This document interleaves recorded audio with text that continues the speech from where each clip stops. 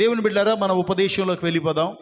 మనం నేర్చుకుంటున్నది సాత్వికం గురించి మనం నేర్చుకుంటున్నాం. మన దేవుడు సాత్వికుడు, దీన మనసు గలవాడు అని మత్తయి సువార్త 11వ అధ్యాయంలో మనం చూసాం. 26వ వచనంలో మనం చదువుకున్నాం. ఆయన అంటున్నాడు, నేను సాత్వికుడును, దీన మనసు గలవాడును, కాబట్టి మీరు నా యొద్దకు వచ్చి నేర్చుకోండి అన్నాడు. 11-29వ వచనంలో. అయితే దేవుని బిడ్డారా, మనం నేర్చుకుంటున్నాం సాత్వికమును గురించి. పోయిన వారం కూడా నేర్చుకున్నాం, అంతకు ముందు వారం కూడా నేర్చుకున్నాం. సాత్వికం అంటే ఏంటో ఆల్రెడీ మనం విన్నాం.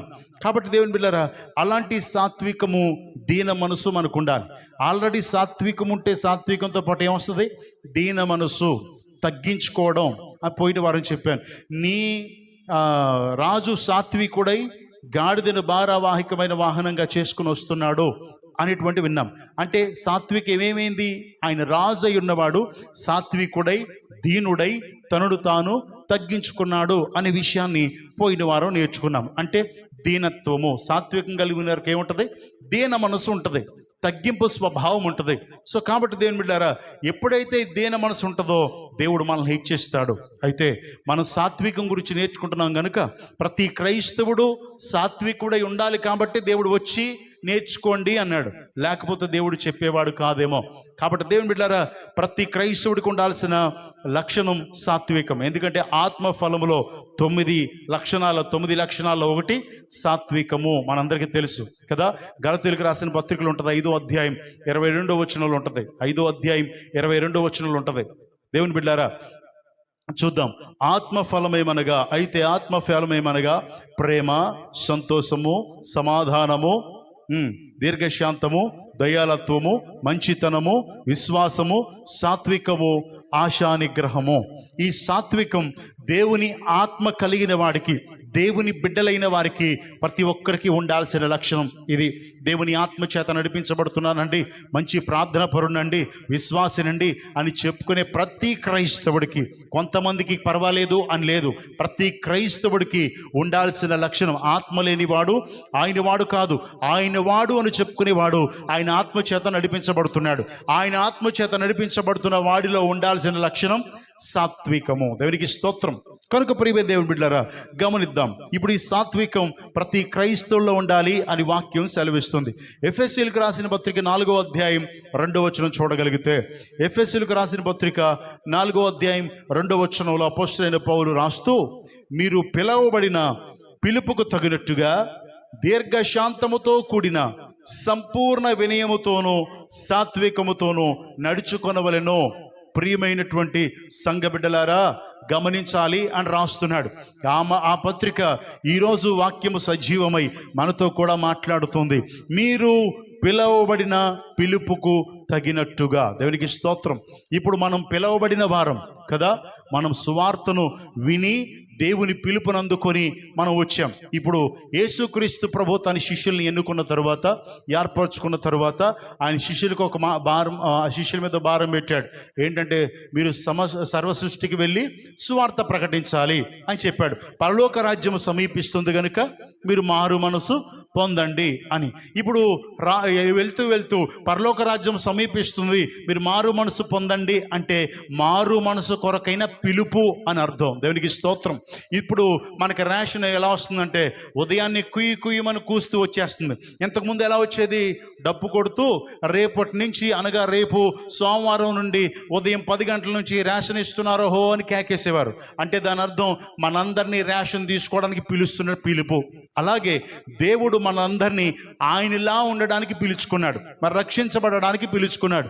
మనం అందరం పిలువబడిన వారం. ఇప్పుడు ఆయన స్వాస్థ్యమై ఉన్నాం. మీరు పిలువబడిన పిలుపుకు తగినట్టుగా, అంటే పిలువబడిన వారు ఎలా ఉండాలని? విమోచించబడిన వారై, పరిశుద్ధపరచబడిన వారై, పరిశుద్ధమైన జీవితాన్ని జీవించేవారుగా. ఆయన అంటాడు, నేను పరిశుద్ధుని గనుక మీరు పరిశుద్ధులుగా ఉండండి. అంటే ఎలా ఉండడానికి పిలువబడ్డాం? పరిశుద్ధులుగా ఉండడానికి పిలువబడ్డాం. దేవునికి స్తోత్రం. హల్లెలూయ. అంటే దేవుని పిలుపునందుకున్న మనం, బాప్తిసం పొందుకుని ఆయన బిడ్డలమైపోయిన మనం, పిలవబడిన ఎందుకు పిలిచాడు అంటే ఆస్తి అంతస్తు ఇవ్వడానికో, పేరు ప్రఖ్యాతులు ఇవ్వడానికో, లేదా ఈ లోకంలో ఉన్న సమస్తం ఇచ్చేసి నిన్ను గణపరచడానికి కాదు, ఆయన ఎలా జీవించడానికి పిలిచాడు. ఆయన స్వాస్థ్యముగా చేసుకున్న మనల్ని ఆయనను ప్రత్యక్షపరిచే బిడ్డలుగా, ఆయనను ఈ లోకమునకు ప్రత్యక్షపరిచే బిడ్డలుగా ఉంచాలి అని ఆయన పిలుచుకున్నాడు. దేవునికి స్తోత్రం. ఆయన మహిమార్థమై ఉండడానికి పిలుచుకున్నాడు. కనుక మనల్ని ఎందుకు పిలుచుకున్నాడో దానికి తగినట్టుగా మనం ఉండాలి. దేవునికి స్తోత్రం. హల్లెలూయా. దేవుని నామానికి మహిమ కలుగునుగా. ఇప్పుడు ఇంట్లో ఫర్ ఎగ్జాంపుల్ ఎవరన్నా పిలుస్తాం, అమ్మ కొంచెం ఈ వాకలు శుభ్రం చేయవా అంటాం. వాళ్ళు వాకలే శుభ్రం చేయాలి, ఇంట్లోకి రాకూడదు. అలా కాదు నేను బీరువా శుభ్రం చేస్తానంటే కుదురుతుందా? సో ఎందుకు పిలుచుకున్నాడో అది చాలా ప్రాముఖ్యం.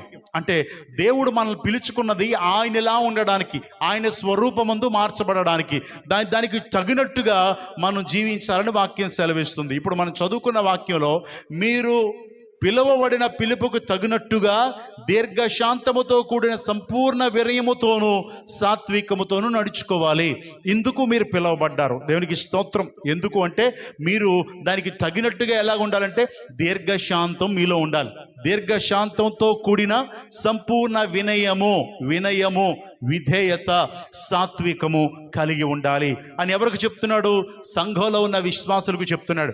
అంటే ఇప్పుడు ఈ సంఘంలో ఉన్న విశ్వాసులకు కూడా ఉండాలి కదా, దీర్ఘశాంతం ఉండాలి, వినయమైన మనసు ఉండాలి, సాత్వికము ఉండాలి. దేవునికి స్తోత్రం. అలా ఉండాలి అని వాక్యం సెలవిస్తుంది.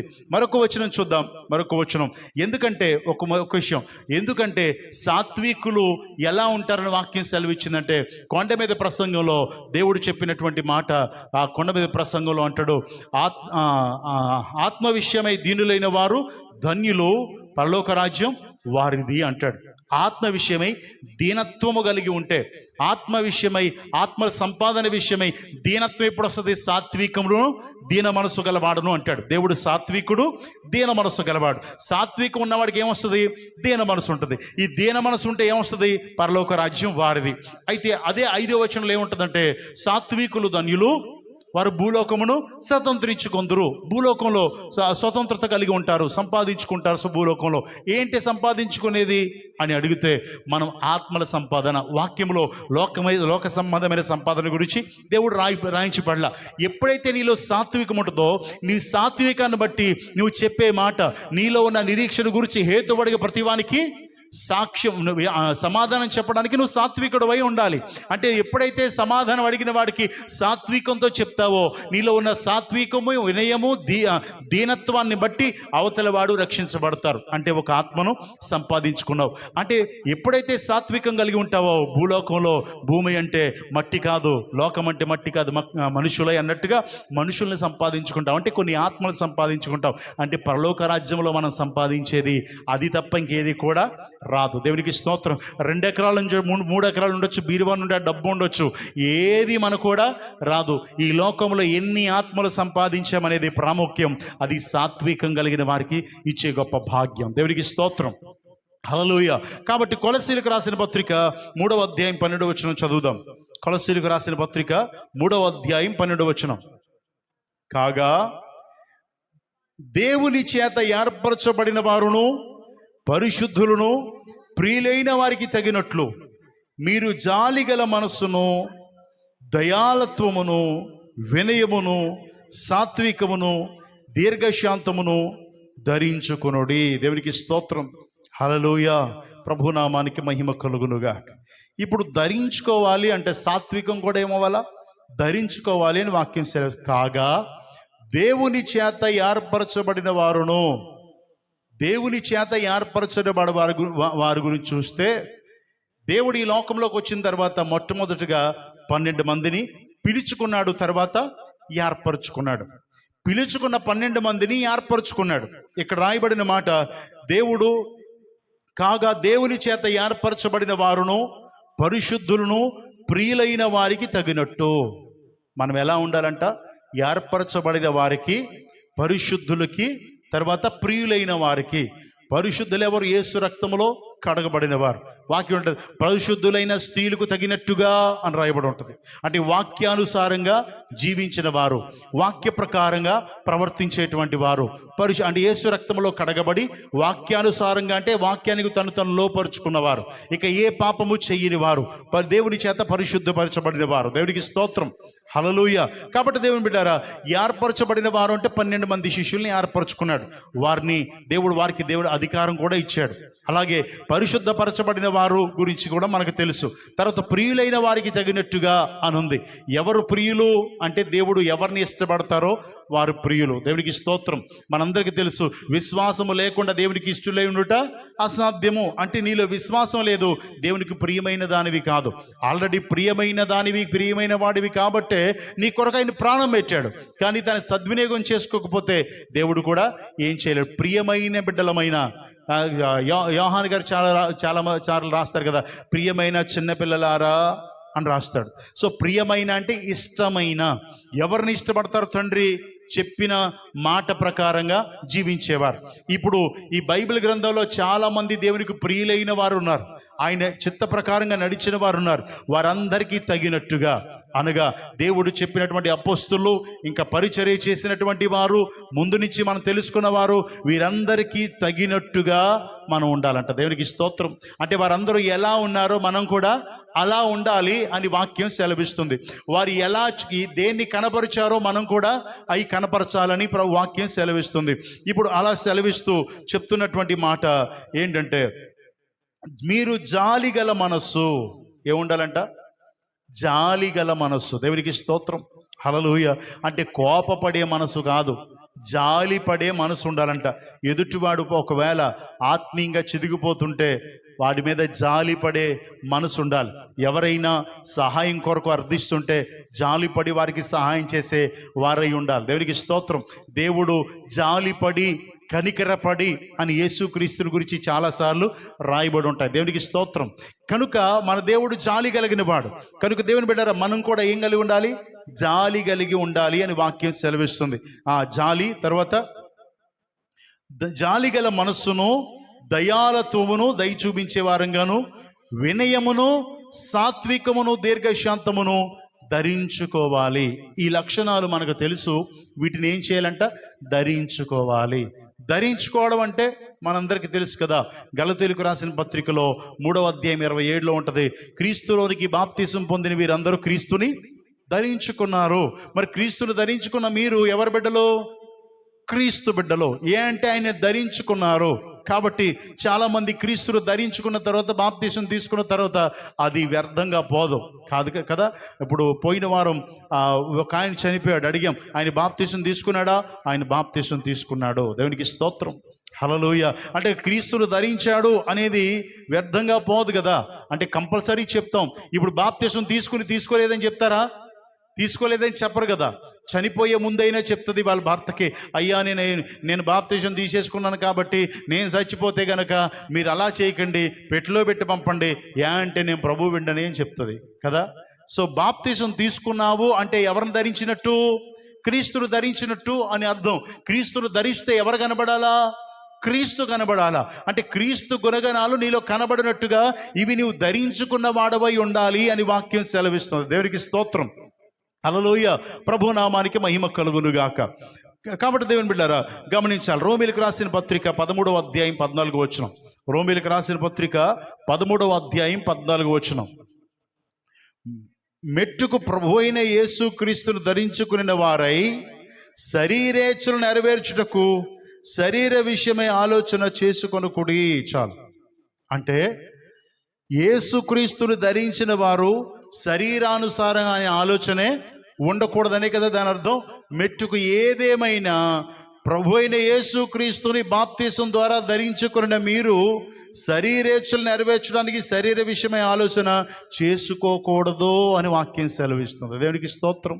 ఇప్పుడు సాత్వికము, దీన మనసు, జాలి మనసు, దయాలత్వము, వినయము, దీర్ఘశాంతము, సాత్వికము ధరించాలి. నువ్వు ధరించాలి అంటే నీకు లోక సంబంధమైన ఆలోచన కూడా రాకూడదు అని వాక్యం సెలవిస్తుంది. దేవునికి స్తోత్రం, హల్లెలూయా.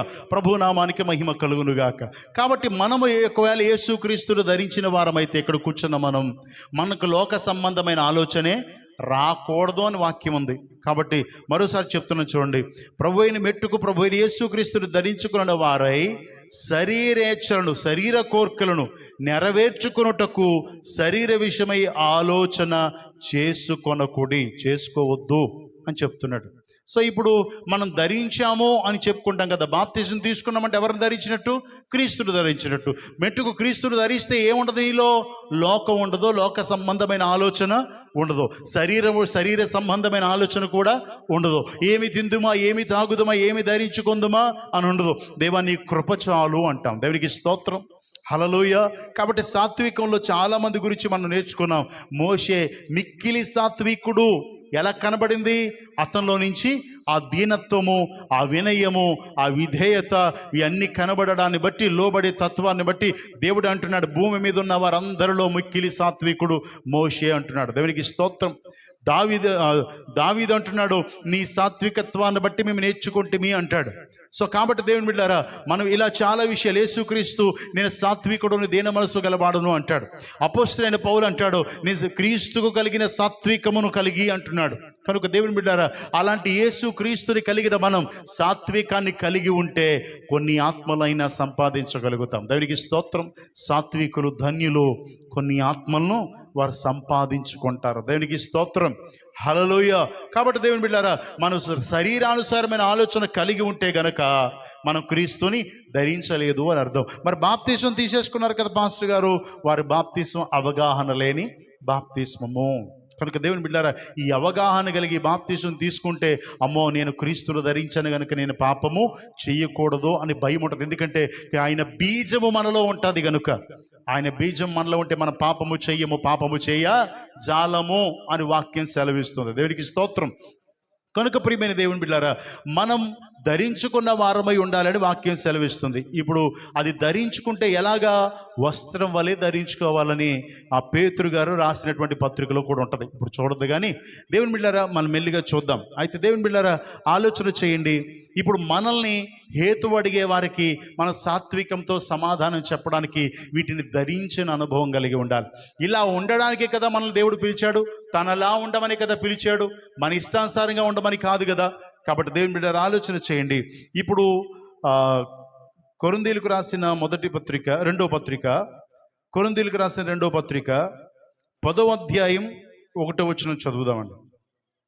మీ ఎదుటనున్నప్పుడు మీలో అనుకోవగలవాడనైనట్టు, ఎదుట లేనప్పుడు మీ ఎడల ధైర్యము గలవాడనైనట్టు పౌలను నేను యేసుక్రీస్తు యొక్క సాత్వికమును, మృదుత్వమును బట్టి మిమ్మల్ని వేడుకొనుచున్నాను.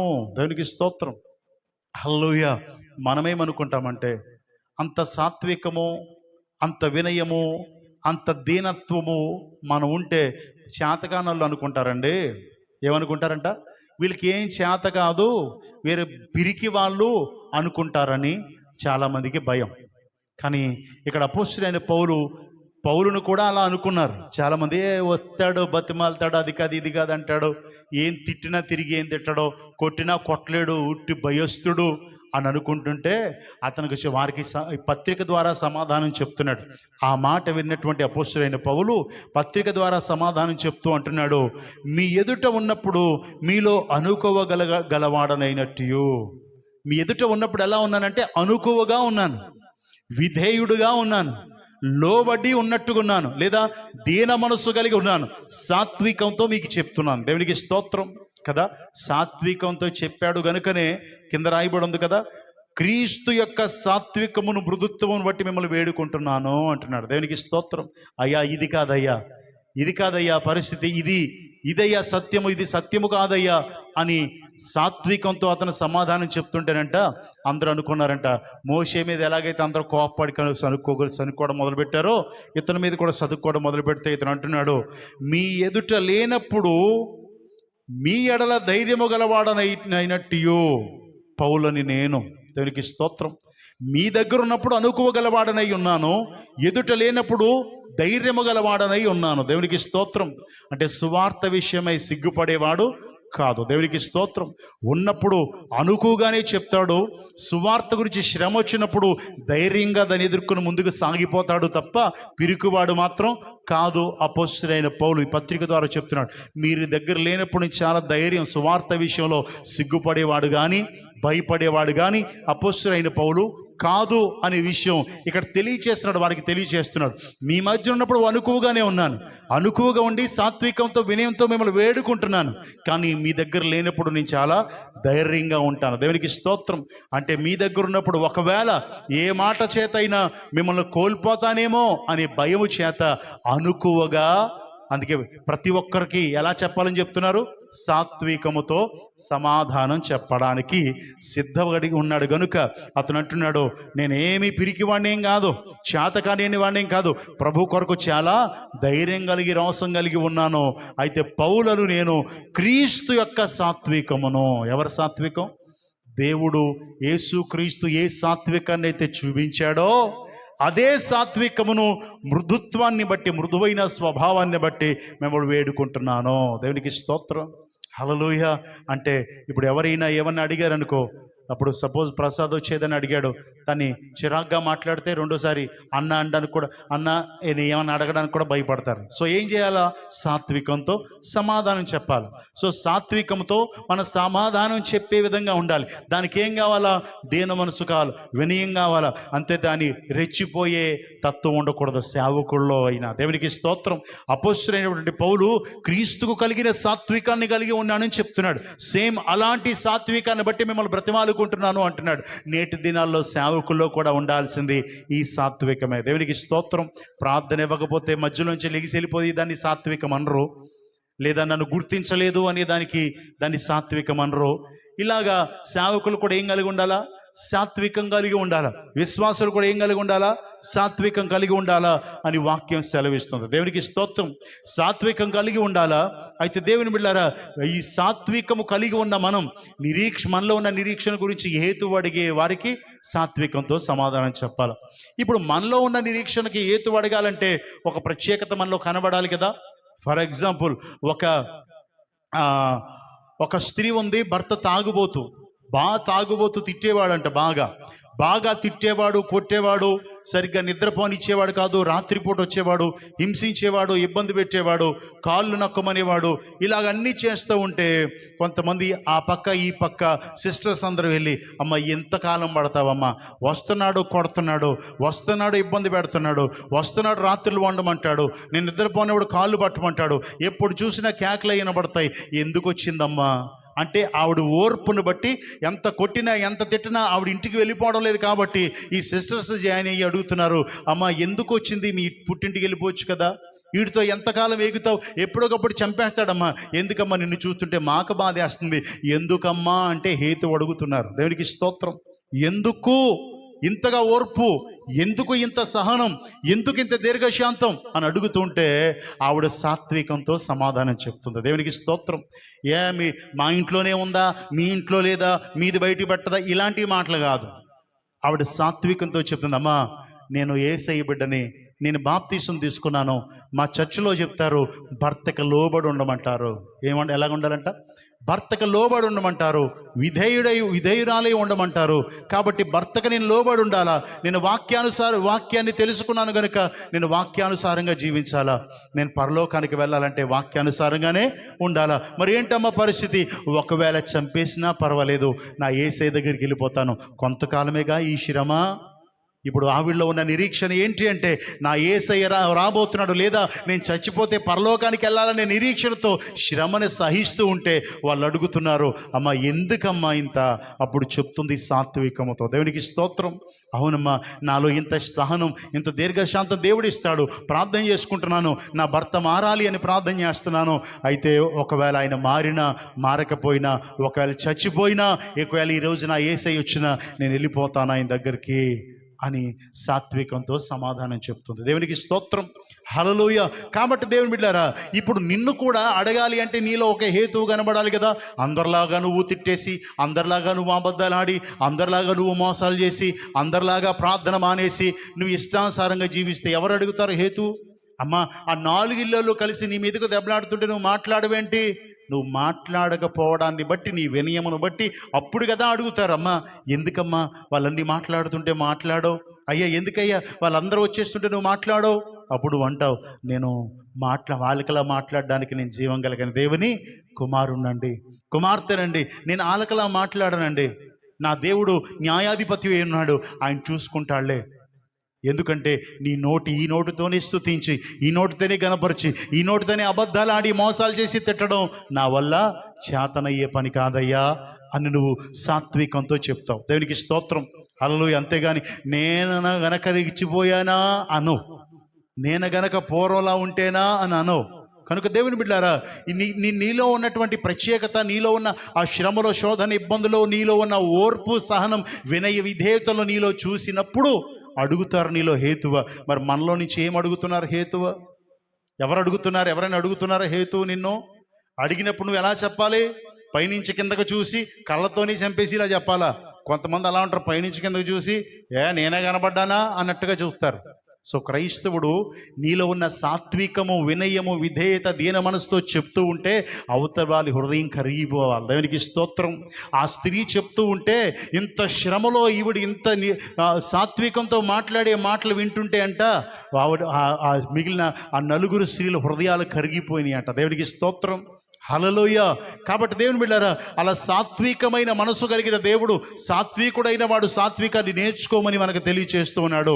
ఇప్పుడు మనకేం చేస్తుంది? మనం నేర్చుకున్నది ఏంటంటే దాన్ని ధరించుకున్న వారమై ఉండాలంటే ఎలా ధరించుకోవాలి? పేతురు రాసిన మొదటి పత్రిక 5వ అధ్యాయం 5-6 వచనాలు చదువుదామండి.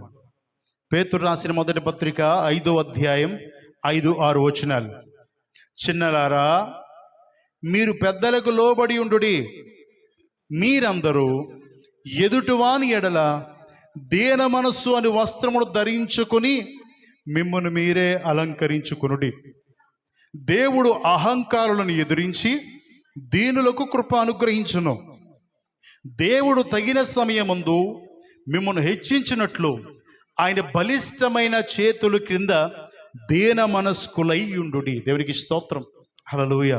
మన దేవుడు సాత్వికుడును, దీన మనసు గలవాడు. సో సాత్వికం ఉంటే ఏమొస్తుంది? దీన మనసు వస్తుంది. సో కాబట్టి దేవుని బిడ్డారా, ఇక్కడ మనం చదివిన దానిలో ఈ పేతురు గారు అంటున్నారు, చిన్నపిల్లలారా, విశ్వాసులందరితో మాట్లాడుతూ, చిన్నపిల్లలారా ఏం చేయాలా? మీరు పెద్దలకు లోబడి ఉండడి. దేవునికి స్తోత్రం. చిన్నపిల్లలు ఏం చేయాలంట? పెద్దలకు లోబడాలి. పూర్వం మనం పెద్దలు ఎవరైనా వస్తే కుర్చీలో కూర్చునేవారు కాదు కదా. ఇప్పుడు అలాంటివి ఏమీ లేవు. దాన్ని వినయము అంటారు. సో పెద్దలు ఎవరైనా వస్తే, లేదా బావగారులు ఉంటే, మామయ్య గారులు ఉంటే ఏం చేసేవారు కాదు? పైన కూర్చునేవారు కాదు. సో ఇలాంటి తత్వం. సో నేనేం చెప్తున్నానంటే, పెద్దల ఎడల చిన్నపిల్లలు పెద్దలకు లోబడి ఉండాలి.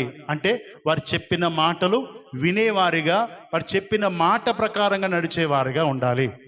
అంటే దీన మనస్కులై ఉండాలి కదా. పిల్లలు జాగ్రత్తగా వినండి. మీ అమ్మా నాన్న మీకంటే పెద్దోళ్ళే చిన్నోళ్ళే? అమ్మ పెద్దోళ్ళేనా? మరి మీ అమ్మా నాన్న పైన అమ్మమ్మలో తాతయ్యలు, నానమ్మలో తాతయ్యలు, ఇంకా పైన కొంతమందికి ఉండొచ్చు, ఉండకపోవచ్చు. సో వారి మాటకి మనం ఏం చేయాలంట? బయట పెద్దలు ఉండొచ్చు, కొంతమంది సంఘ పెద్దలు ఉంటారు, కొంచెం వయసులో మనకంటే పెద్దలైన వారి పట్ల మనం ఎలా ఉండాలి? లోబడినట్టుగా ఉండాలి. తల ఎగరేసే వారిగా ఉండకూడదు. దేవునికి స్తోత్రం.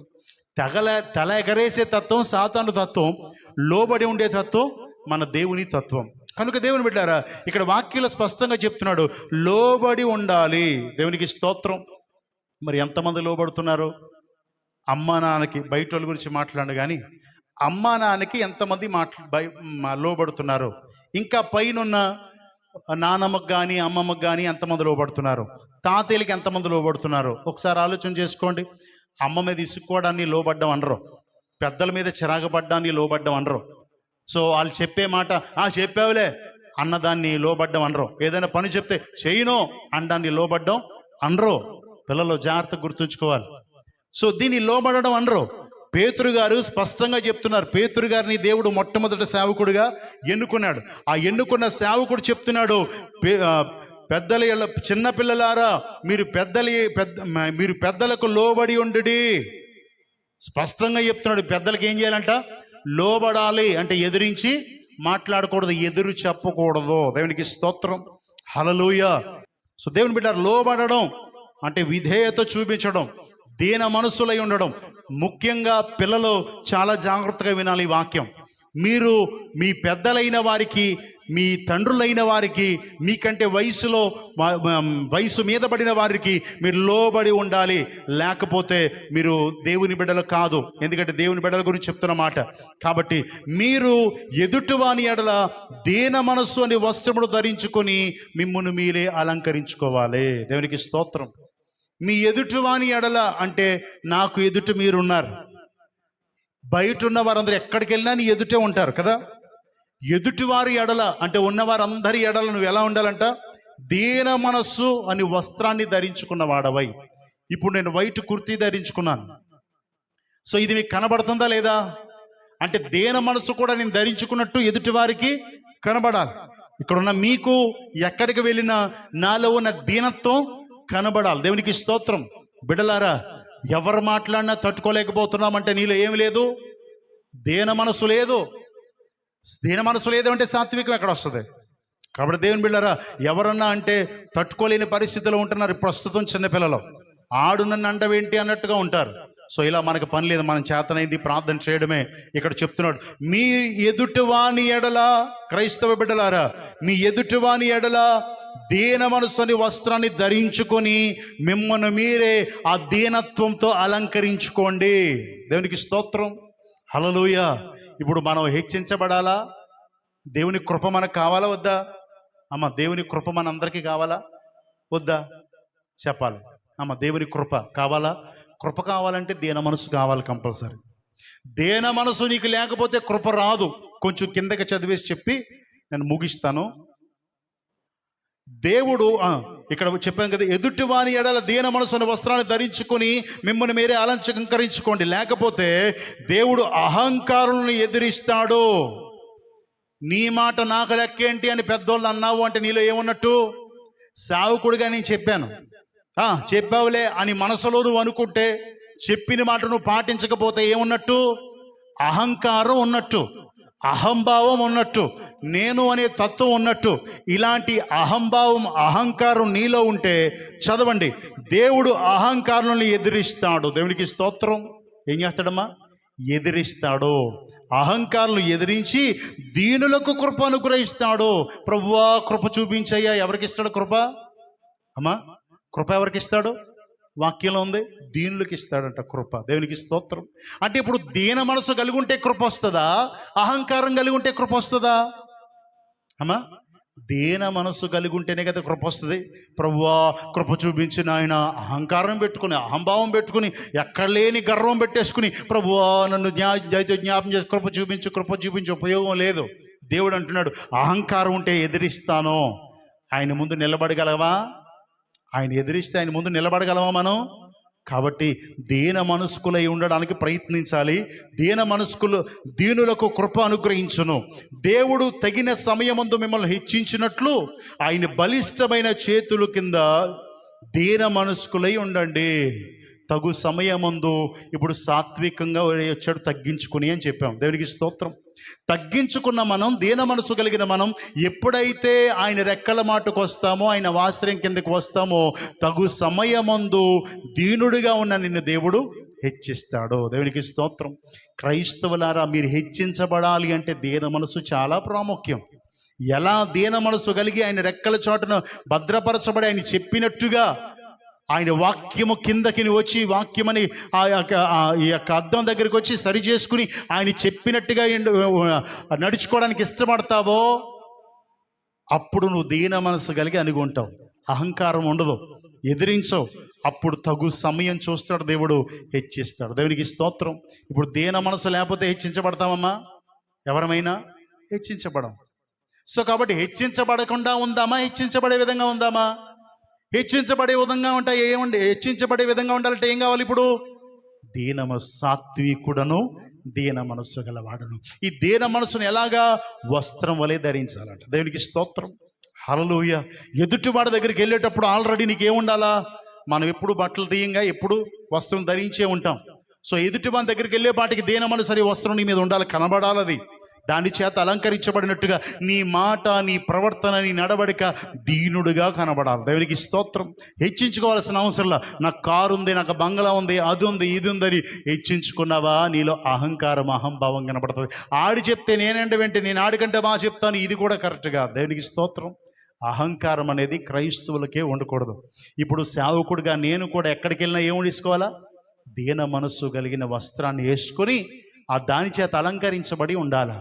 మనం చర్చికి వచ్చేటప్పుడు చక్కగా అలంకరించుకున్నాం కదా, చక్కగా స్నానాలు చేసి పౌడర్ రాసుకొని చక్క డ్రెస్ వేసుకొని నచ్చిన విధంగా వచ్చాం. లుంగి కట్టుకొని నైట్ డ్రెస్సులు వేసుకొని రాలేదుగా. సో అలా నువ్వు బయటికి వెళ్ళేటప్పుడు నువ్వు ఎదుటివాడికి, నీ పక్కింటి వాడు నీ ఎదుటిగా ఉన్నప్పుడు నీలో కనబడాల్సింది, నీ ఎదుటివాడు అంటే అందరూ. సో అందరికీ నీలో ఏం కనబడాలా? దీన మనసు కనబడాలి. అంటే నువ్వు ధరించిన సాత్వికము, దీన మనసు ఇవన్నీ ధరించినట్టుగా నీలో నుంచి కనబడాలి. దేవునికి స్తోత్రం. హల్లెలూయా. ప్రభునామానికి మహిమ కలుగునుగా. కాబట్టి దేవుని బిడ్డలారా, దయతో గమనించాలని ప్రభు అయిన యేసుక్రీస్తు పేర మనవి చేస్తున్నాను.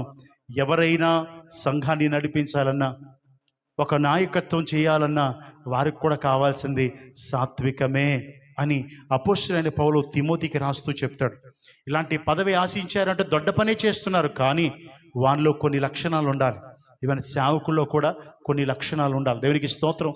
వాడు నిందారహితుడై ఉండాలా, వాడిలో ఆడు ఏకపత్ని పురుషుడై ఉండాలా, ఇలాగ మద్యపానము చేయని వాడై ఉండాలా, కొట్టని వాడై ఉండాలా, ఇలా అవి కాక సాత్వికుడై ఉండాలి. అలా ఉండక సాత్వికమును దీన మనస్సును వీటిని ధరించుకొని ఉండాలని వాక్యం సెలవిస్తుంది. దేవునికి స్తోత్రం. మరి మన సాత్వికమును దీన మనస్సును ధరించుకుంటేనే కదా ఎదుటివాడికి మనలో కనబడుతుంది ఆ అలంకారం. ఆ అలంకారాన్ని బట్టే కదా వాడు ఆకర్షించబడతాడు. దేవునికి స్తోత్రం. మనం సేవకులు కూడా ఒక్కళ్ళు కూడా ఆకర్షించలేకపోతున్నారంటే దానికి కారణం మనం ఎలా ఉన్నామంటే నామకార్థంగా వచ్చి వెళ్ళిపోతున్నాం, కానీ వాక్యం చెప్పిన రీతిగా మనం ధరించుకున్న అనుభవాల్లో లేము. కనుక ప్రియమైన దేవుని బిడ్డలారా, ఇక మనం అలా ఉండడానికి వీల్లేదు. దీన మనస్కులై ఆయన బలిష్టమైన రెక్కల కిందకు వచ్చేద్దాం, ఆయన ఆశ్రయం కిందకు వచ్చేద్దాం, ఆయన చెప్పినట్టుగా నడుచుకుందాం. ఒకానొక రోజు వస్తుంది, దేవుడు హెచ్చిస్తాడు. దేవునికి స్తోత్రం. హల్లెలూయా. ఎవరిని? సాత్వికులు, దీన మనస్సు కలిగి వాటితో వాళ్ళని అలంకరించుకున్న వారిని. దేవునికి స్తోత్రం. మాటకి ఎదిరించి, మాటకి రకరకాల మాటలు చెప్పి, లేదా మాటకి ఎన్నిసార్లు పాస్టర్ గారు అలా చెప్తూ ఉంటారులే, ఆయనకి పని ఏముంది, ఆయనకి పాట ఏముంది, ఇప్పుడు ఆయన చెప్పేది అదే మాట కదా, ఏ వాక్యం చెప్తాడు పాస్టర్ గారు? పాపం చేద్దని చెప్తాడు, అంతకుమించి ఏం చెప్తాడు? సో ఇదే కదా వాక్యం. దేవునికి స్తోత్రం. హల్లెలూయా. ఇలాంటి అహంకార భావంతో గనక మీరుంటే దేవుడు కూడా ఏమీ చేయలేడు. మీకు హెచ్చింపు రాదు అంటే ఏమవుతారు? తగ్గించబడతారు. సౌలు అంతకంతకు నీరసిల్లెను, దావీదు అంతకంతకు వర్ధిల్లను. ఏం కారణం? దావీదు దీనుడై దేవుని బలిష్టమైన రెక్కల మాటునున్నాడు. సౌలు గర్విడై తన చిత్తాన్ని చేయడానికి తన్ను తాను హెచ్చించుకున్నాడు. సో కాబట్టి దేవుని బిడ్డలారా, మనము సాత్వికమును దీన మనసును, సమయం అయిపోయింది, మనం ధరించుకున్న వారమై ఉండాలా. చేద్దాం చిన్న ప్రార్థన.